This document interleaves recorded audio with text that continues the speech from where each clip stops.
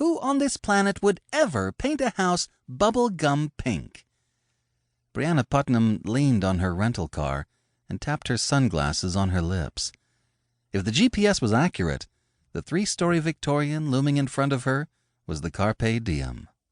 Though the flying pig weather vane indicated north straight ahead, she knew she faced east. Somebody should fix that. A pint-sized Jack Sparrow whirled by, but not before jamming his little black boot on Brianna's sandaled toes. Hopping on one foot, she massaged the other as she sliced a "gee, that's okay" grin to the wild child's apologetic parents.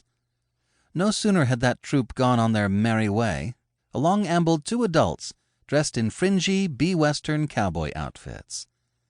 Wasn't the first week in October a little early for trick-or-treating? She glanced over her shoulder as a tram chugged past and choked back laughter as the guide pointed out highlights. Highlights indeed.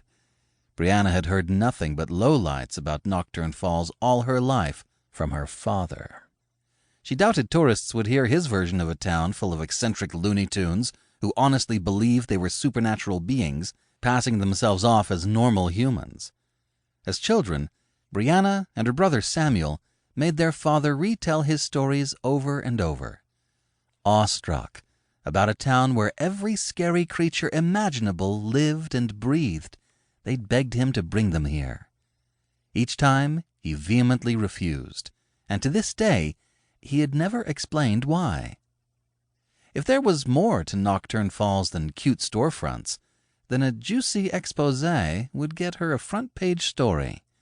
Best of all, she'd graduate from copy editor at Le Grand Bouche tabloid to feature article writer, a headline on page 1. And the raise would give her enough money to get an apartment of her own. She could only dream of the day when she'd have a private bathroom. Sharing an L.A. apartment with 4 other women had stretched her tolerance to hair thin. One consistently left the sink in chaos, one borrowed anyone's deodorant, and one always used the closest toothbrush. All Brianna had to do was wheedle her way into this town and snoop. But with every step to the Carpe Diem's front door, her heart raced faster until she thought it would leap from her chest. Playing this undercover game seemed easy when she first hatched the idea. But pull it off for a whole month? If she wanted this story, she would. Maybe no one else believed she could do it, but she knew she could. It had taken some high-powered convincing to get this assignment, and she wasn't about to fail. Just one little barrier. The owner of this building, that looked like it was right out of a Tim Burton movie, was Echo Stargazer. The same person her father had warned Brianna and her brother about all their lives. His mother, and Brianna's grandmother. She slid her sunglasses on top of her head, smoothed her skirt, and marched up the steps to the front door. She gulped, shut her eyes, and gripped the door handle. Then she saw the sign. Temporarily closed, reopening on October 20th. This jimmied her plans all to heck. Nothing online said the place was closed. October 20th was 3 weeks away. Her entry point into the town was meeting Echo, a solid plan A. There was no plan B. Confident a brilliant idea would eventually come to her, Brianna followed the wraparound porch to the side of the old house, every footstep creaking on the weathered wood. Some might say this added charm.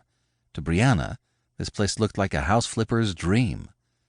There was a quaintness to it, though, and a real old-fashioned wooden porch swing. She ran her hand up the heavy chain. From how old it looked, no doubt her father had sat here as a kid. Who'd notice if she swung in it for a few minutes? For sure her pirate-stomped foot would be happy. Though her toes barely touched the floor, she managed to rock the swing.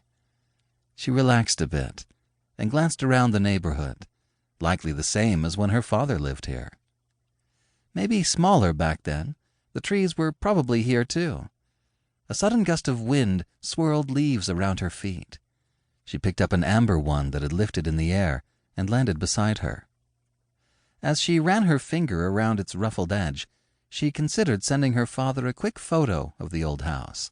to keep listening to this audiobook. I've left you a link in the description so you can do it, at no cost thanks to Audible's 30-day free trial.